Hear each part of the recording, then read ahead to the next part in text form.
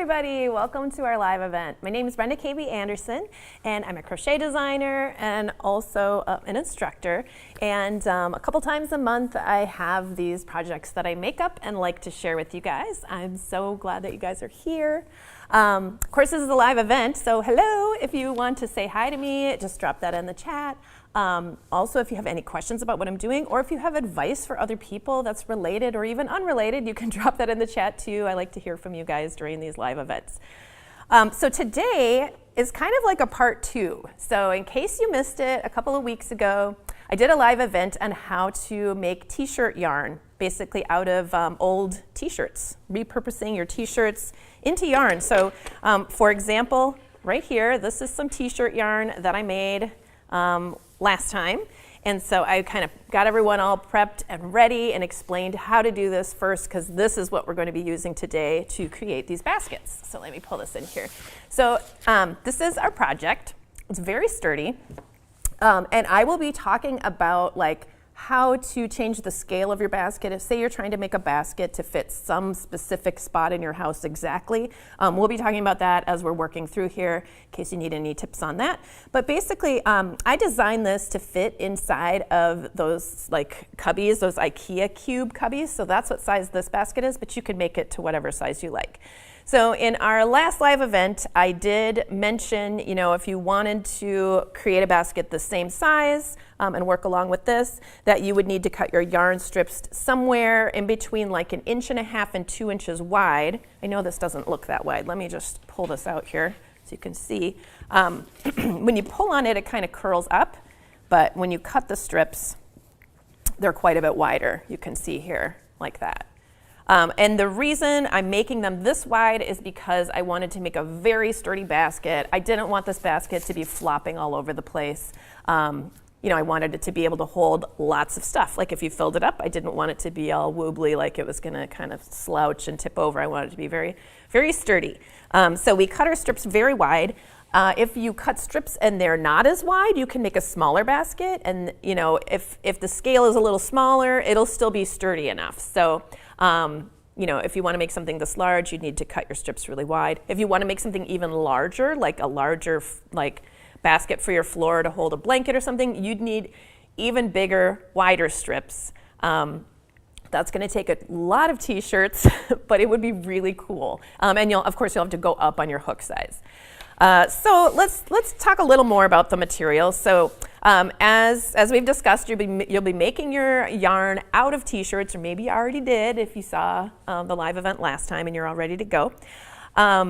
If you don't want to do that, you could probably substitute with a few yarns held together. I know that they do have jumbo yarns out there now that might be as thick as this. So you could test it out and see if it makes a sturdy fabric. But anything that will give you a firm gauge and it's a fairly thick yarn, like a number 7 or something like that, would work just fine. And then you're going to use a crochet hook to go along with that. So I'm going to be using this 12 millimeter hook, but if that'll just kind of vary depending on how you stitch, like what your gauge is like. If you're seeing lots of holes between your stitches, or you're not seeing a stiff fabric, your fabric should kind of behave like this. I don't know if you can kind of see just by looking at this how stiff this piece is. It should be nice and stiff like that when you stitch it up. So you can change your hook size in order to kind of control that. So go down hook sizes if it's real floppy, or if it's just like really hard to get your hook in there, you can go up a hook size or 2.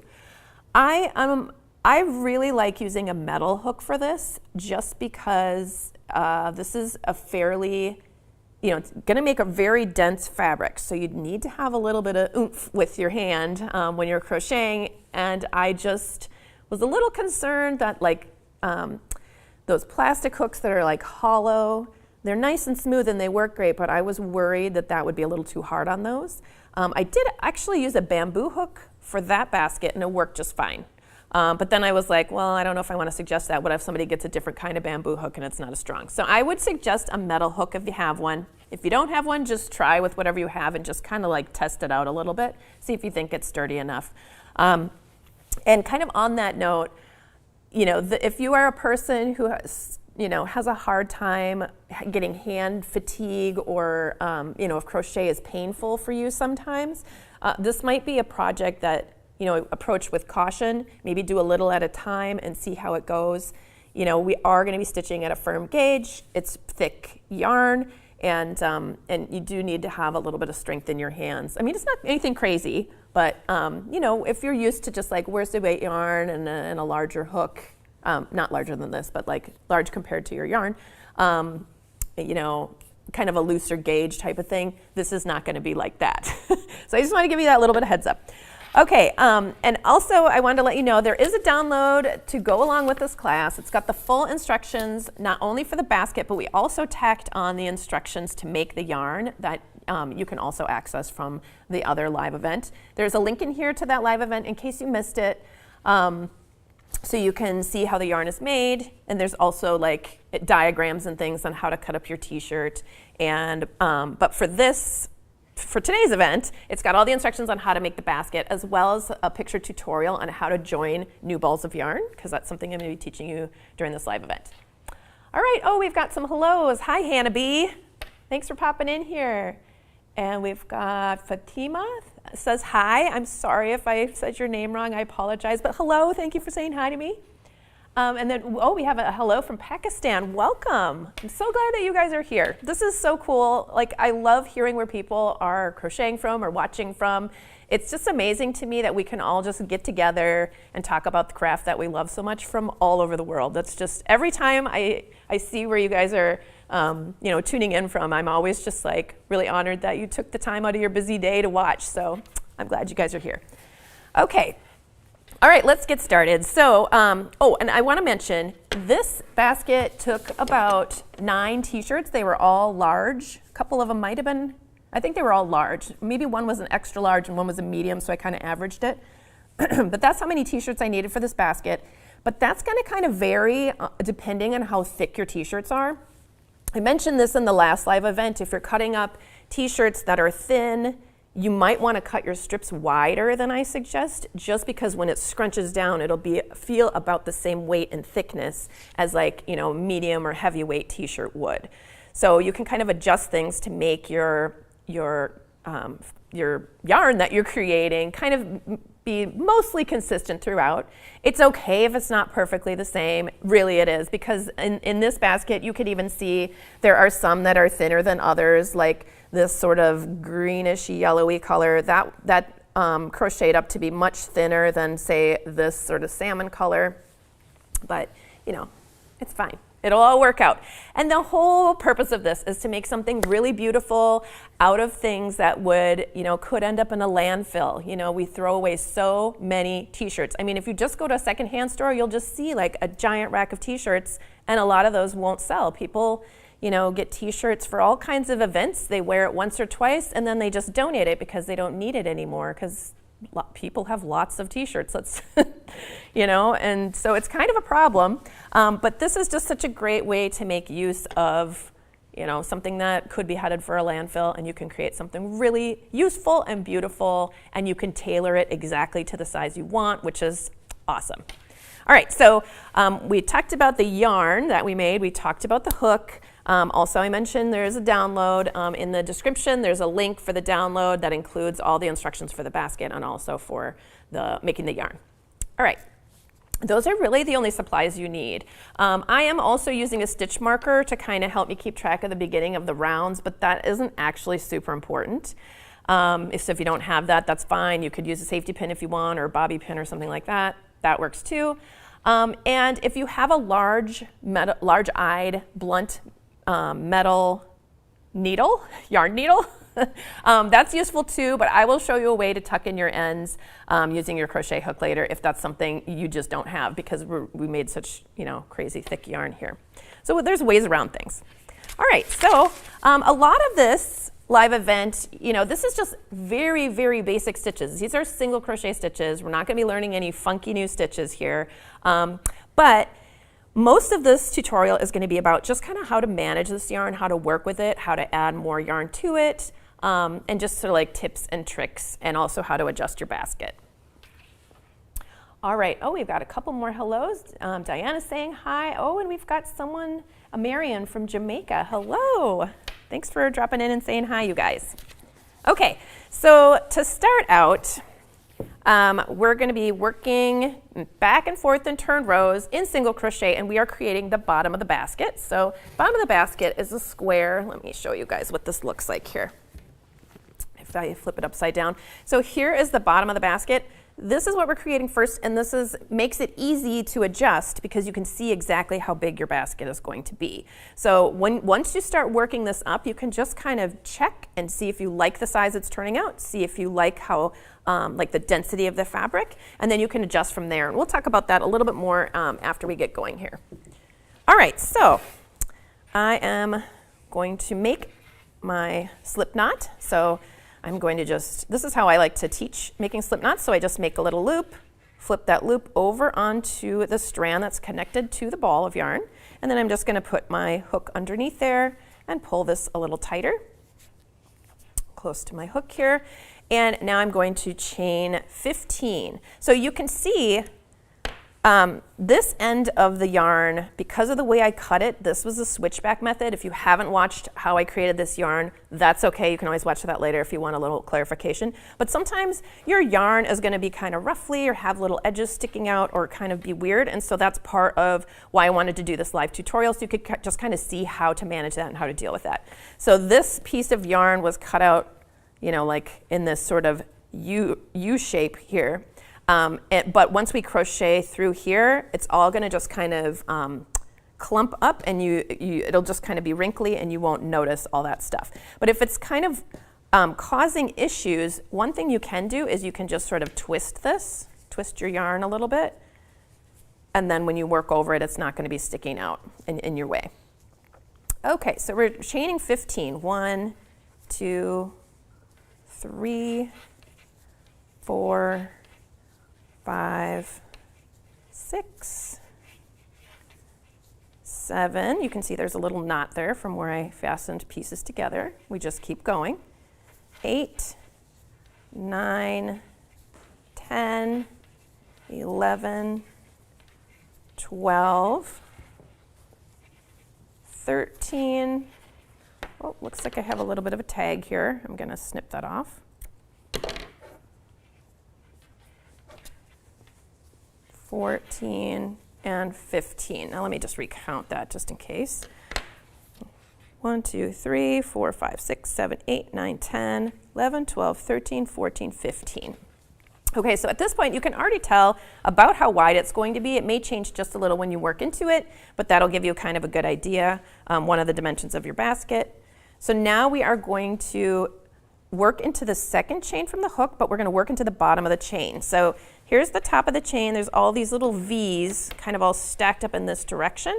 And if you roll those over so the V's are touching the table, you'll see these little horizontal bumps on the back. And those are the places where we're going to be stitching under.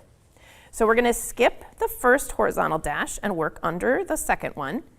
So this first row is always the hardest, in crochet, but also, when you're working with this kind of awkward yarn, it can be a little bit tricky to get your hook through. So if you need to pull that out and make your first chain a little bit looser, this would be a good time to do that. You don't want to have to struggle too much.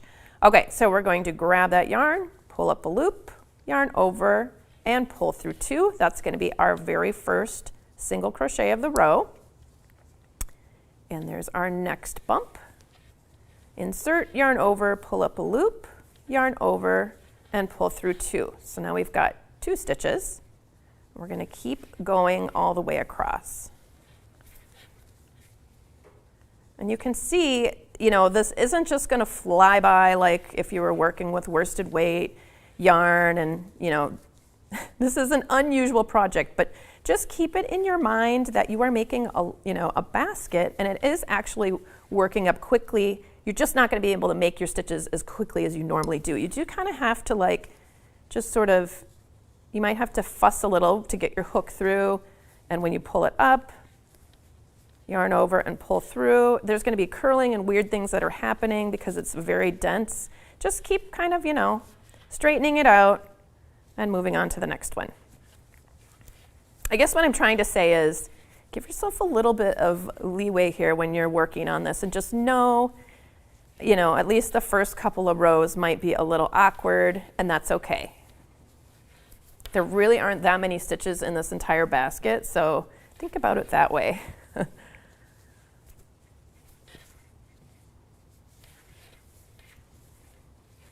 So you can see the method that I had used to create this yarn here. I've got seams that pop up every once in a while, but for something like this, it just doesn't bother me. If you missed the previous live event where I made the yarn, there are ways to cut out your yarn where you don't have seams, even if there are seams in the sides of your t-shirt. So if you're interested in that, you can go back and watch that live event. But it really doesn't bother me, especially for these kind of home decor, like throw pillows or cushions, baskets, that sort of thing. All right, we've gotten to the very end of our row. Worked one stitch into each stitch across, and you just sort of have, I usually just sort of pull on it a little to get those stitches to kind of straighten out. Then we're going to chain one, and we're going to turn our work just like we're turning a page in a book, and then we're going to work across again with single crochet. So that turning chain counts only as a turning chain. It doesn't count as a stitch. So we just chain that, and then we never work into that turning chain. So this is the first place we'll work, right there. So we're just going to be creating single crochet stitches all the way across. And you can see after that first row of working into that chain, it really is so much easier to get your hook into the tops of these stitches than it was in that chain. So, don't give up on the first row, you guys. And I don't want to make it seem like this is very scary or really horrible to do. This project is so fun to me, not only because you can you're transforming t-shirts into this really cool basket, which is just a cool idea in the first place. But I love making these big giant stitches and being able to combine different colors together, and it's just a fun process. Okay, so you're just going to be working back and forth in turned rows like this.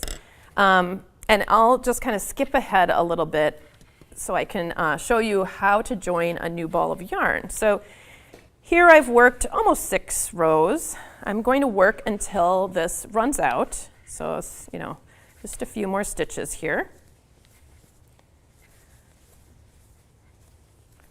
And you could join a ball of yarn just like how you normally do. If you run out of yarn, you can add another strand and you can weave in those ends later. So here's another little flap from the way that I cut out my yarn, and I'm just going to kind of twist that to just make it less in the way. And then once you stitch it up, it won't stick out.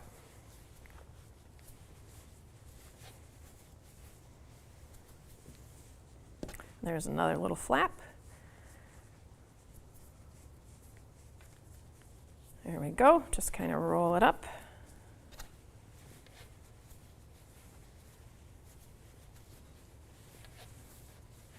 Okay, so when you get pretty close to your end, you still want to leave at least 6 inches or 8 or something like that on the end.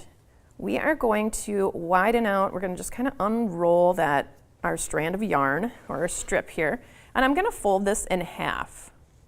Now I'm going to grab a new ball of yarn. Let's take this pretty green color here. Here's my new ball of yarn.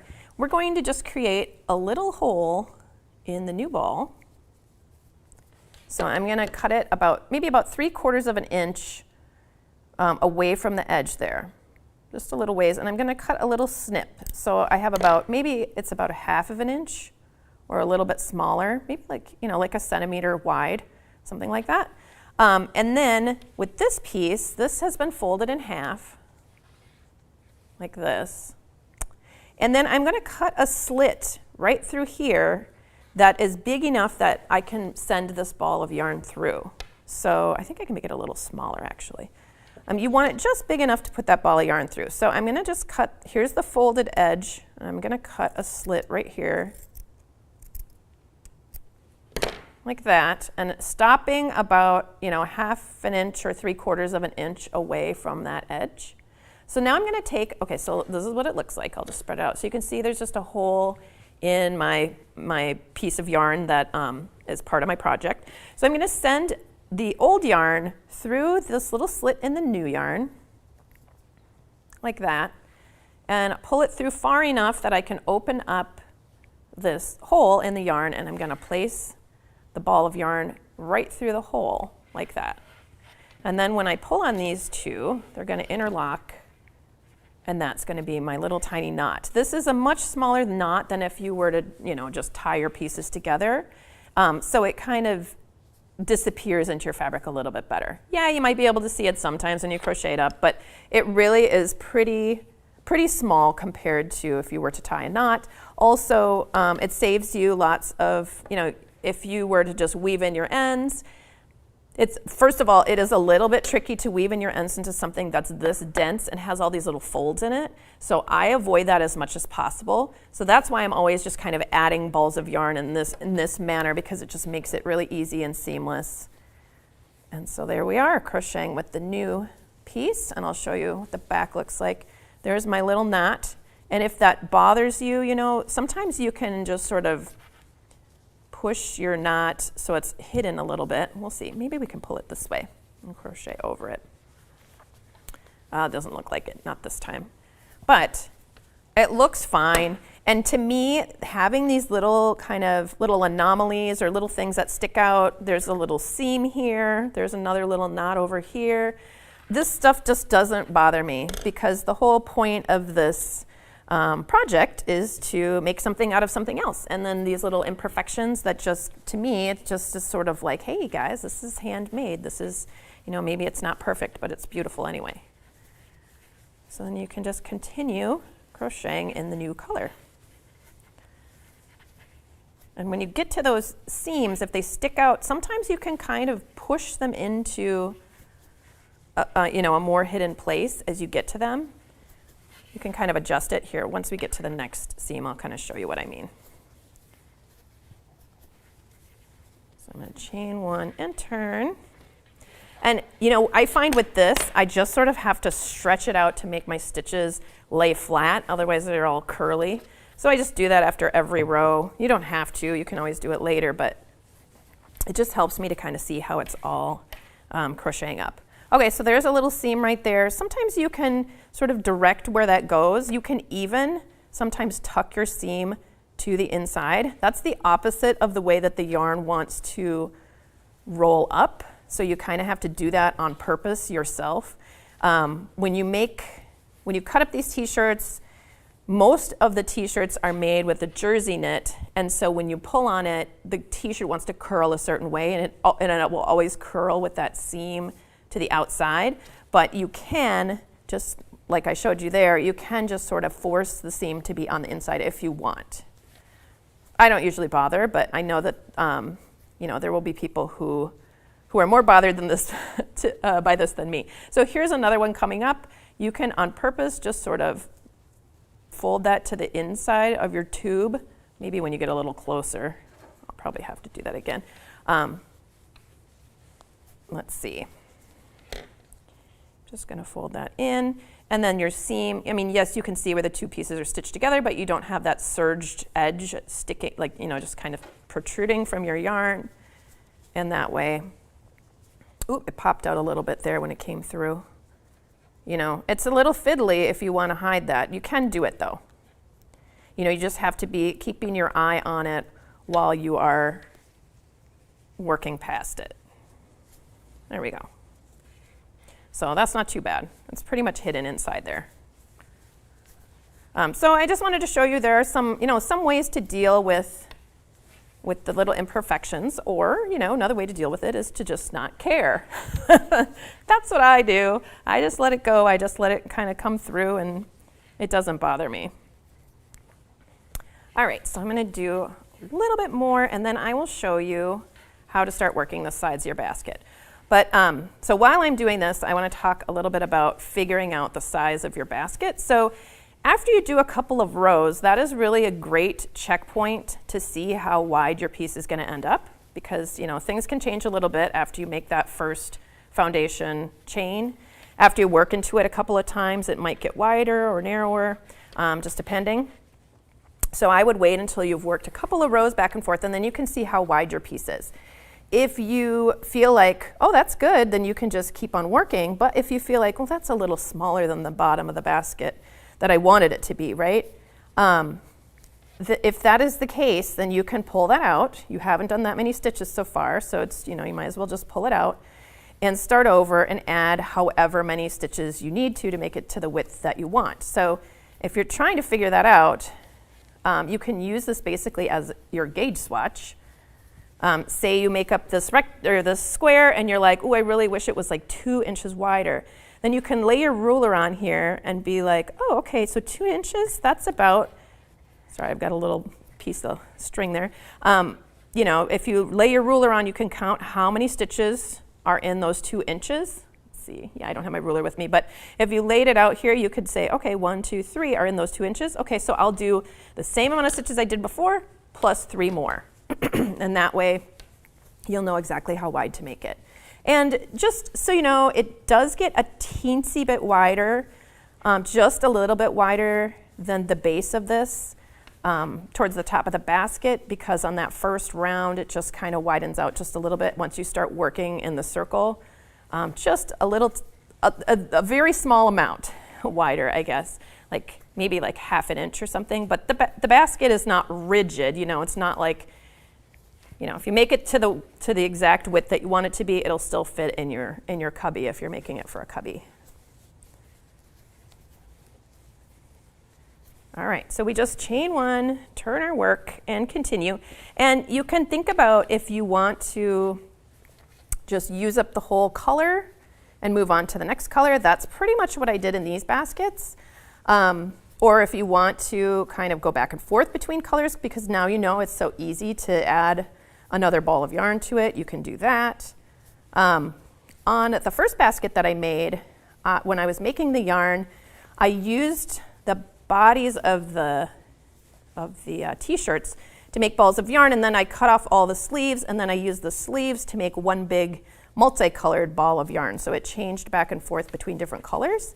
So that way I was able to use, the bottom is colorful, but also I was able to use all the colors that I picked out along the sides of the yarn, because I was like, oh, I don't really want one of these colors to be missing because it's just on the bottom of the basket. So that's just something to think about too. All right, we're getting close to the end of this ball, and I'll show you one more time how to add another ball of yarn. Oops, so here's another piece that's sticking out. Actually, I'm going to cut this just a little further, because I think I didn't cut that quite deep enough there. And again, you can just sort of twist it up like that to be able to keep the edges from kind of pulling out. Looks like we have a few more stitches left, and then I'll switch to the next color. So you're going to keep working back and forth in those turned rows. I worked for 14 rows, and I had 14 stitches. It just kind of ended up being square, but depending on your gauge, depending on your yarn, how you stitch, you may need to work more or fewer rows to make it into a square bottom, unless, of course, you want to make a rectangle. There's no reason it has to be a square at all. But if you're making it into a square, you can just keep comparing this distance here to this distance here, and when they're the same, that's how you know you can stop. Got a few more stitches here. Oh, we've got a couple more comments. Let me get back in here. Okay, so Autumn was asking if I made the yarn myself. Yes, I did. I was talking about this towards the beginning. I did a live event on making the yarn from old t-shirts. That was a couple weeks ago, and there's a link in the, oh, now there should be a link. There's a link here. We've got links, great. Okay, so you should be able to find that tutorial. Also, the instructions for doing that are in today's download as well. Okay, so we're getting to the end. I can do another couple stitches and turn. So that little bit, I don't like how that's sticking out, so I'm going to check and see why that's sticking out so much. Okay, I'm just going to twist it just a little more here. There we go. And here's my last stitch. And actually, before I do my chain 1, we're going to add the next ball of yarn. So let's add maybe this yellow. Okay, so the old yarn, I'm going to fold this in half so that I can cut a slit and just kind of hang on to it. You don't have to fold it. You could just poke your scissors through and then cut if you want to, if that helps. I just find it easier to kind of fold it, make sure that it's centered, and then cut that slit through the middle. Leave it so that there's about 3/4 of an inch right there. And then I'm going to cut a slit on this side. Just making that a little more even. I'm just going to cut that little slit about 3/4 of an inch away from the end.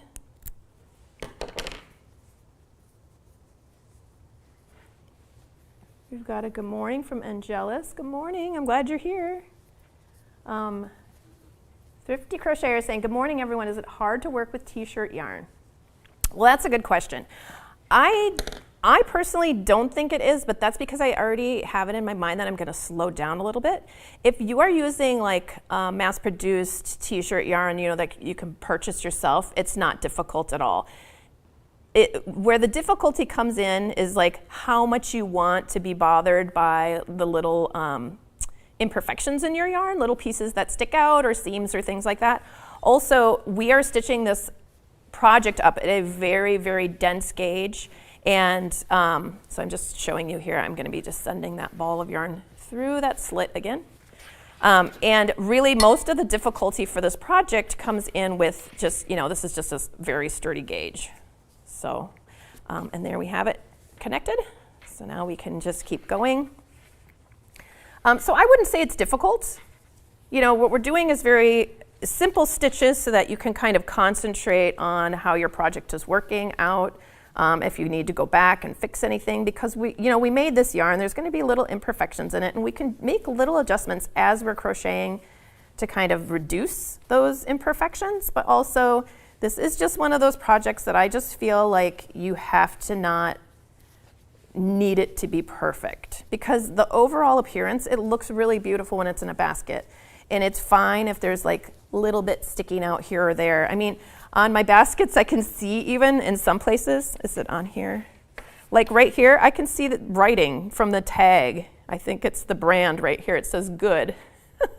But things like that just don't bother me, because this is, you know, it's the spirit of the project for me and the overall look of the project that I like so much. So it doesn't bother me. If it just feels like, yeah, these pieces have history, you know, they came from somewhere. Somebody wore them, and you know, now they're still being useful, but in a different way.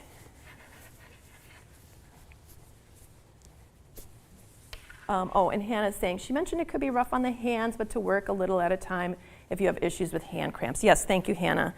Yeah, I mean, that's just, you know, you can see that I'm not just like, do like how I'm normally crocheting. I can't crochet super fast with this yarn because it is a little bit grippier, like when I'm pulling it through, but a lot of that is because I'm crocheting it at such a dense gauge. If you were crocheting it, you know, a thinner yarn, actually I do have thinner t-shirt yarn right here. So this was cut to be a thinner yarn, so if I'm using my thick crochet hook, the same hook, I can show you it's a little bit easier to stitch with this. See, I can go quicker with this because there's just the ratio of the hook to the yarn is different. You know, it's going to have a little bit of drape here. I'm not trying to, you know, with this size hook, with this size yarn, I'm not going to get a very firm gauge, which is fine if I'm not making a basket. Like if you wanted to make a bag or a pillow covering or something like that, if you're interested in using this yarn, but you're looking at this and thinking, oh, Brenda, I don't think I could do that to my hands. Then yeah, you could certainly use your t-shirt yarn with a sizable increase in your hook, and then you won't have such a sturdy gauge. It'll just be easier for you to get through. making those stitches. But this, my hands don't hurt, but I also I do not normally struggle with having hand pain from crochet either, so.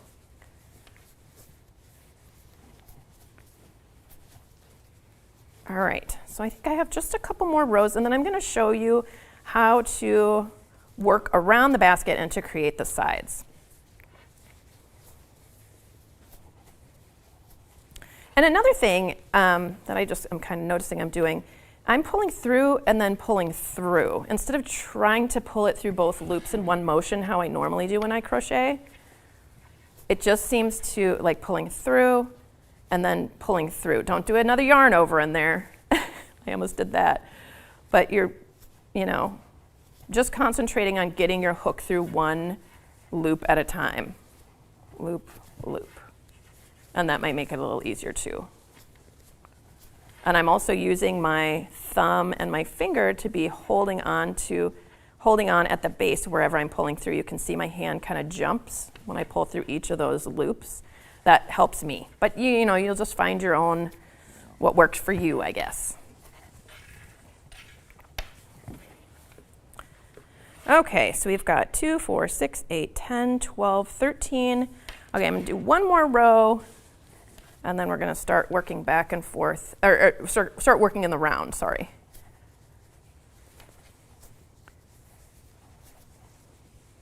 And you can, pull up just a little more on one loop if that helps. Get your hook through, like to make your stitches a little taller, that's okay if you need to. Something like that could help you when you're stitching as well.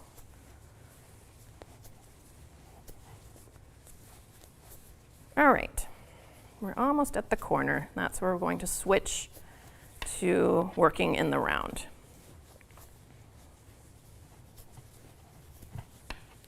This would also make a really awesome rug too. I mean, you'd have to put some sort of non-slip pad or something under it, because I think this would be quite slippery. It's just like, it'd be like if you stepped on a t-shirt on your floor, it'd be pretty slippery.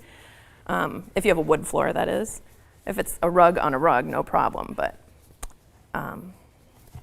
yeah, it would be very sturdy and absorbent. All right, I've got one more stitch to do here. There it is. It's the last stitch, and then we are going to start working in the round. So here's our square. I'm going to just rotate this, and then we're going to start working across here. So when you're doing that, you're going to be creating, if you wanted this to be a square and the base is square so far, you've got 14 stitches across. I have 14 rows, but you'll have however many rows you need to in order to make it square. So if this is 14 stitches and it's square, you know that this can also be 14 stitches over here because they're the same length as each other. So in order to get those 14 stitches across there, I like to divide this in half. You could divide it further if you wanted to, but I'll use a stitch marker to divide that in half, or a bobby pin, or even just eyeball it and say, oh, there's that last stitch right there. That's the first one in the lighter green on the edge. Okay, so this half's going to get 7 stitches and this half's going to get 7 stitches. And when you're working into the sides of your rows, like in the edges of your turned rows, there's no specific spot you have to put your hook. You can just put it wherever it makes sense. So usually when I do this, I put one right in the side of that very last stitch that I made. So that's going to count as my first stitch of the round. And I'm going to put a stitch marker in there so that when I come around, I can remember. Right there. And so that's 1. I'm going to do 6 more ending at that stitch marker. So you just kind of put your hook wherever it makes sense. That's 1. So 1, 2, 3.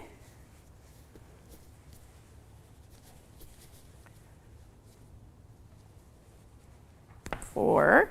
This row is a little bit tricky because you don't have a specific spot you can put your hook through. You just sort of have to shove it in there wherever it goes. 1, 2, 3, 4. And so I have to do 3 more. 1, Oops. Oh, I think if I twist that, it'll be better. See, it's kind of getting caught on a little flap of t-shirt there. There we go. Sometimes if you twist your yarn, it'll get rid of that. So 1, and then 2 more.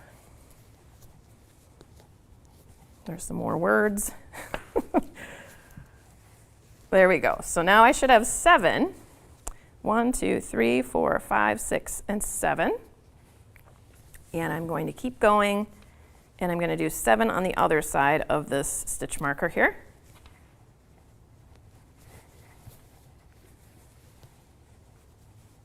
One,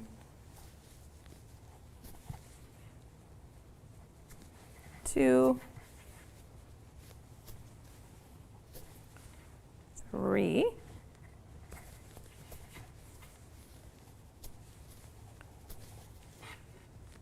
4,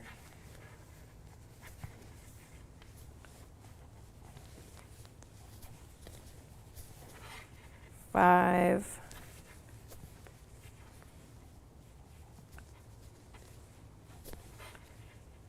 6, and 7.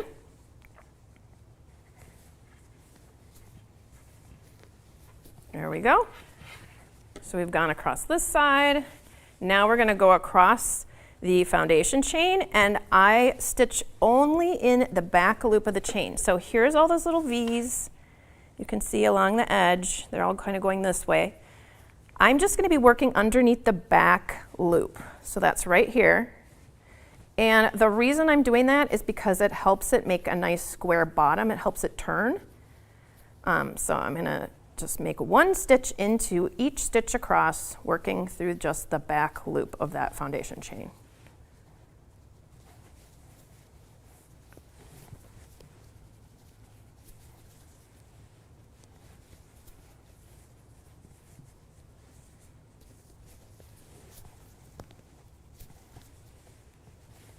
And this, this is another little bit of a tricky spot. Once we get this first round in, it's going to be a lot faster, a lot easier.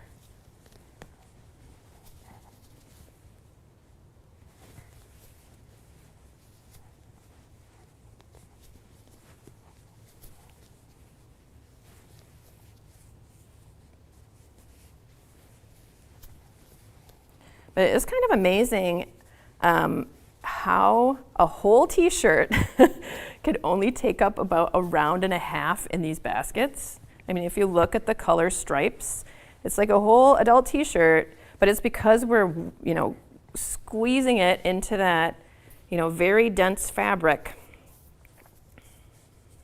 All right, so we're gonna have to add another piece. I'm gonna add, maybe I'll do this color here. That's kind of dark. I'll do, let's see. I'll do this one. All right, so again, we're going to fold that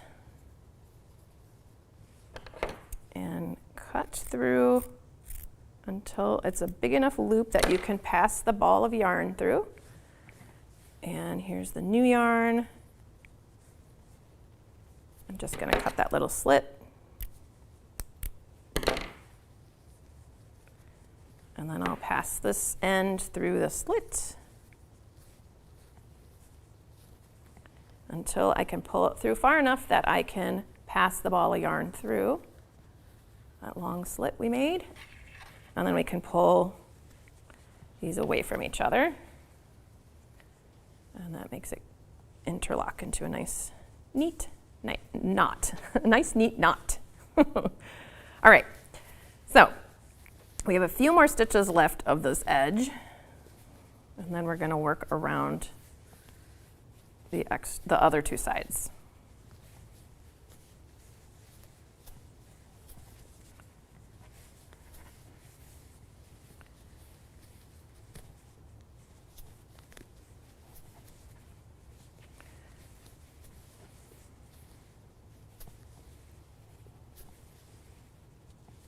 There's my last stitch, or the last one on that side, I should say, and then we'll rotate again. And then we're going to do the same thing where we divide this edge in half and do 7 stitches on each side. Okay. So here's our beginning yarn tail from this whole project, right? Like I said before, it is a little tricky to weave in your ends. You can certainly do it, especially if you have like a nice blunt sturdy needle with a large eye. That's no problem, but not everybody has that. So I will just crochet over this as I work across to this stitch marker here. So that way we don't have to weave that in at all. So I'm going to create a single crochet here. And I'm just working over that little yarn tail just to hide it. And this yarn is pretty grippy. It's not very slippery, so I really don't think you have to worry too much about, leaving a nice long yarn tail, weaving it back. Normally I tell people you should really weave your yarn tails in a couple of directions, back and forth in a couple of directions so that there's less of a chance of it slipping out. But it's pretty sticky, this yarn, so I'm not worried about it coming out. Oops, I have to, there we go.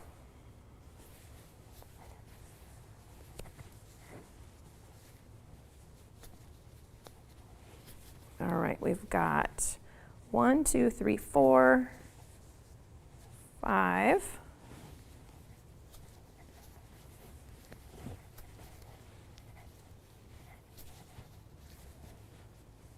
6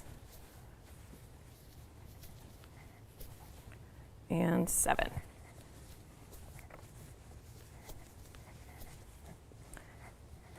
Okay, so this is, it already, because we're not adding any extra stitches at the corners, it kind of wants to start curving already, so that's going to be folding in that direction, okay? And then we'll do 7 more stitches here. So 1, 2, 3,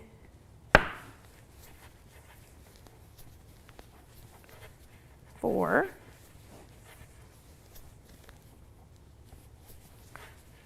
5, 6,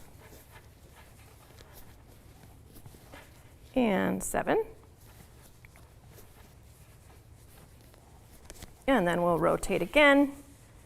And again, just like before, we're going to be working into the back loop of this row, and we're going to make, 1 stitch into each stitch across. So this was the last row that we worked. We're going to be working 14 single crochets into that back loop all the way across here.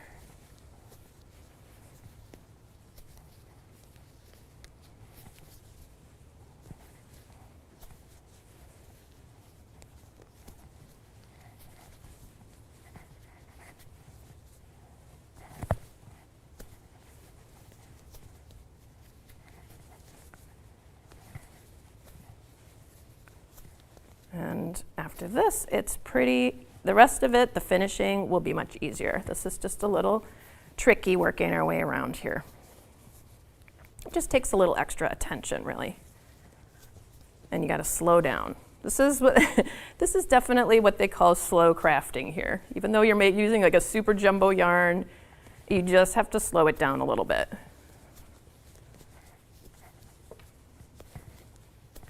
At first, when I was thinking about doing this live event, I was like, oh my gosh, I'm going to have to stitch so slow, and everyone is going to be like, oh, this is taking too long to watch. But then I thought, you know what? I think I have to be showing this because I have to show how you can't just breeze through it so people don't have that expectation when they look at this basket, like, oh, I'll be done with that in half an hour. It takes a little longer than that, but it's still, I think, a fairly quick project. It's just that your stitches look so big, so it gives you this idea that you just breeze right through, but you do have to take a little more time on each stitch.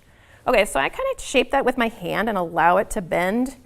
It'll kind of do that the more rounds you work on, but we've made it all the way around, and then at this point, we are just going to start working in the round. So making those single crochet stitches, 1 into each stitch around, and you'll see it's going to start taking on that sort of cube shape as you work more rounds.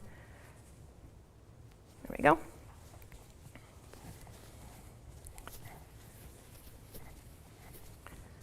So it's forming one of the corners right here.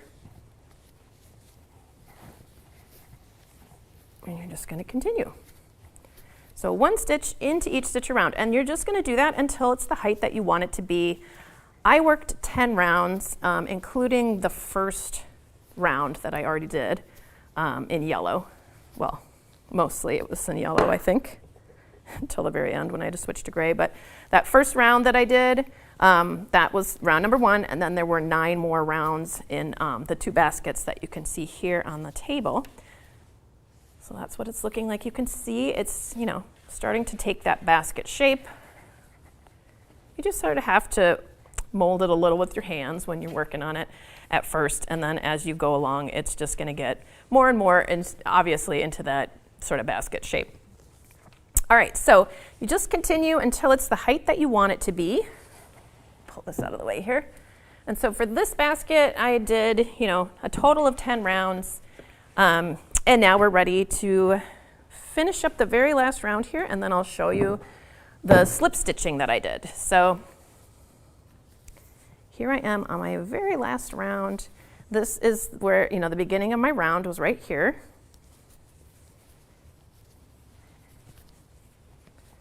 And one thing I will say, it really helps to have a sturdy edge at the top. That helps this basket keep its shape really well. So if your yarns are of sort of varying thicknesses, it is a good idea to make sure that you have a nice thick one at the top, because you don't want it to be floppy at the top. This one is extra thick, and it really helps it to kind of stay nice and crisp. Here's my last stitch. And, because we're working the round, stitches sort of travel a little bit. They sort of go to the side. Like you can see here, down here, this is sort of veering off to the side. So if you want it to end right at the corner, you can just do an additional stitch or 2 to get you at that corner before you switch to doing the very last round. So the last round is slip stitching. So in order to do that, you're just going to insert your hook into the next stitch, grab that yarn, pull up your loop, and pull it through the loop on your hook, just like that. Pull it through, pull it through. Oof, this t-shirt is a little extra thick, and it's also not a very smooth t-shirt. It's got a lot of texture to it, so it's a little bit harder for me to stitch with, but so you can see that slip stitch is going to sit right on the sort of outer edge of your basket. And part of this is decorative. It just makes it look a little bit more finished. You could leave it off if you wanted to, but it does also add that extra stability to the top edge of the basket, which I really liked. So that's actually what made me do it more than the sort of decorative look. It's to make this a really sturdy and thick, very dense top edge, because that's going to help your basket maintain its shape really well.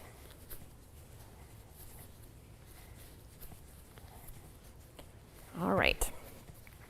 So as I'm slip stitching around here, let me know if you guys have any questions or thoughts on this basket or other projects made with this yarn. Let me just check and see if, I'm a little behind here. Oh, we have a Buen dia desde Argentina.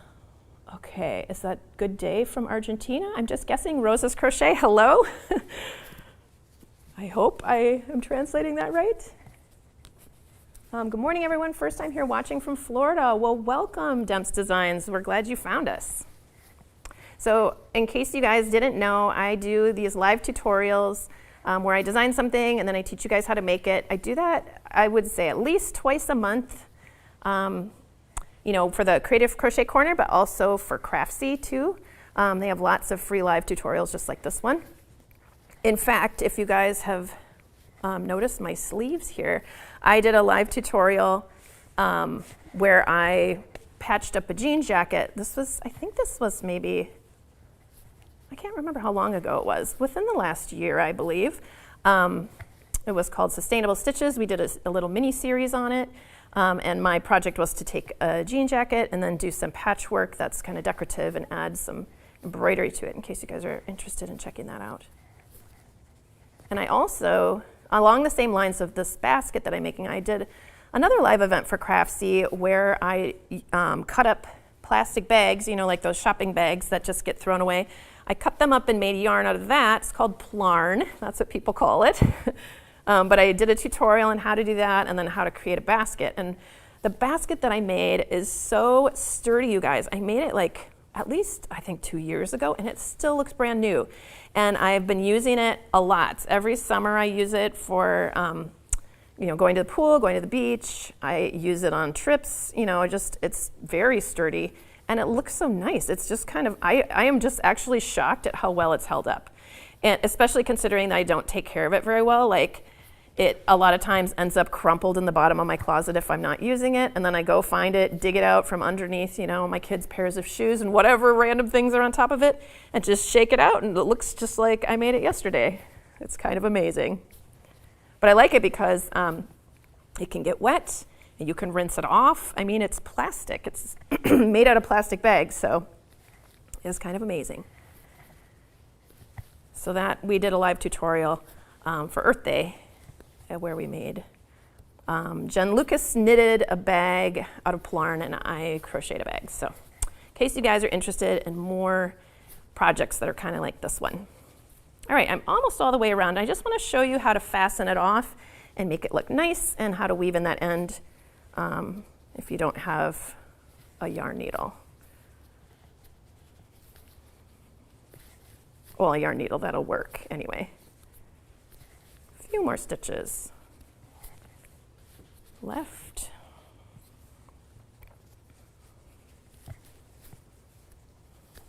But I hope that you guys can see, I know I wish you could feel this, but I hope you can see that this is a very, very sturdy project.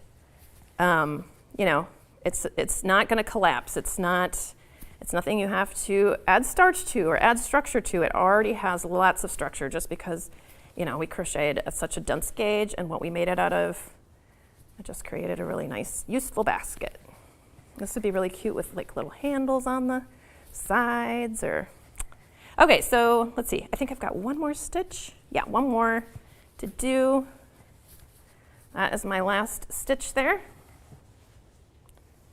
And now I'm going to cut my yarn, and I'm going to just pull this all the way through. Let me pull my hook out. Right there, and I'm going to do an invisible join. So this was my first slip stitch. I am going to bring my yarn, actually I'm going to push my hook through here and then just pull my yarn underneath that stitch from front to back like that. And then I'm going to insert my hook into the center of that very last slip stitch that I made, and then pull that yarn through there as well. Oops, I pulled it the wrong way through there. It's got to go from the center of that loop out like this. There we go. So now it looks uninterrupted. You can't even tell where we stopped. Just looks exactly like any of the other stitches. And now we have this kind of on the inside. So if you don't have a yarn needle that you can use your crochet hook, just like how we have been, to just sort of pull your yarn through a couple of these stitches. So I pulled it through there. We can also, let's see, put my yarn through here, my needle through, sorry, my hook. Maybe I can get it through here. Ooh, that is a very tight stitch. I'll put it through this, underneath this leg here. There we go. And just kind of pull it underneath there. I'll do maybe one or two more and then it should stay. It's pretty sticky, this yarn, and it really doesn't want to slip. So it is a little harder to bury. It's harder to get your hook in, especially since, you know, the stitches are pretty tight. But once you do that and you pull it through, it's gonna stay. It's not gonna just sort of pull out. I'm gonna do one more here.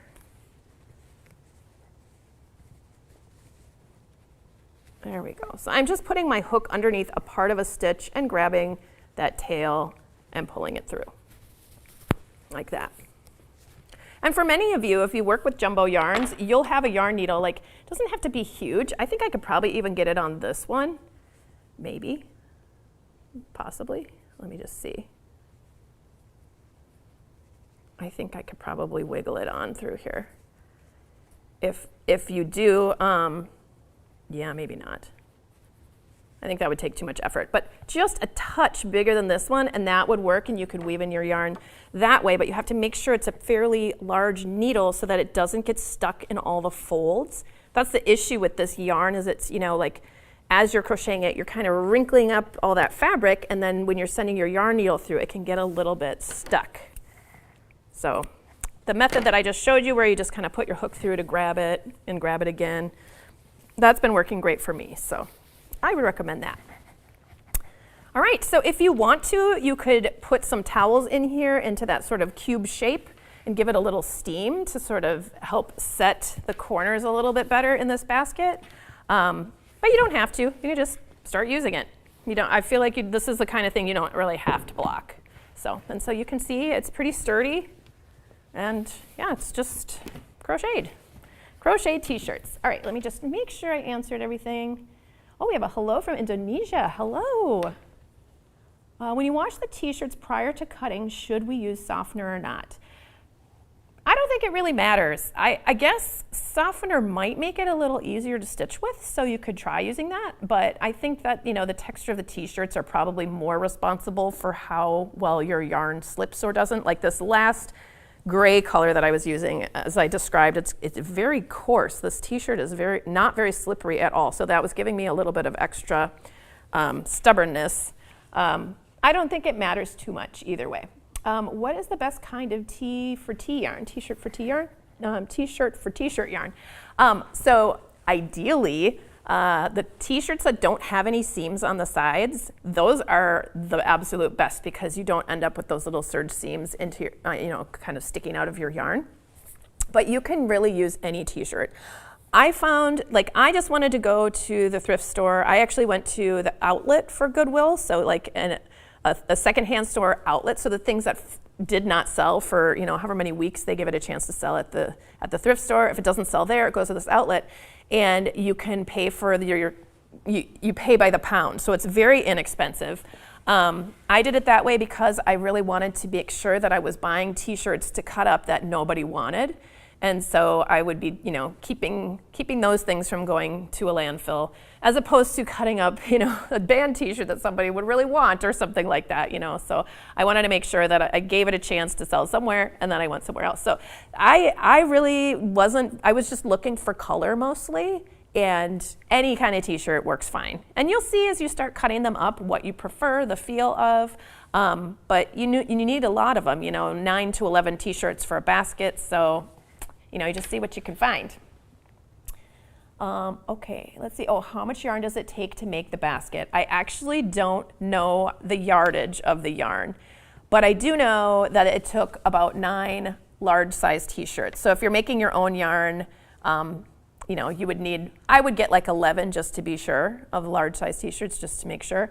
But yeah, I don't actually know what the real yardage is, because there was no ball band for my yarn, so I really don't know. Do I sell this yarn? I do not sell this yarn.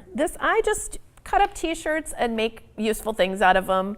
Yeah, I don't sell it, but you probably could, you know, repurposed yarn, or repurpose T-shirts into yarn.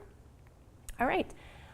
Hannah B says, I think I'm going to make one for the back of the toilet for toilet paper. It'll be great for that, I think. Yes, it would be nice and sturdy for that. Yeah, this is and you could size it exactly to the top of your tank. You know, just create a rectangle. That's the size it can fit on there, or however big you want it to be to go around the, you know, a couple rolls of toilet paper or whatever. And then, yeah, just start working in the round after you make your rectangle, and then there you are. Yeah, very easy. All right. Well, thank you guys so much for joining me. If anybody is a Creative Crochet Corner Gold member, or a Craftsy Premium member, I am going to be doing another tutorial in about a little over 20 minutes. For this bag, this is a scrappy project, so it's another Earth Day themed project, just kind of using what you have on hand to create a really fun, cute bag. So this is made, out of a whole bunch of different scraps that I just had laying around to make this bag. So if you guys are members, I would love to see you over there. I hope you guys have a great day. I hope you enjoy working on this project. Thank you guys so much for being here. Bye, everybody.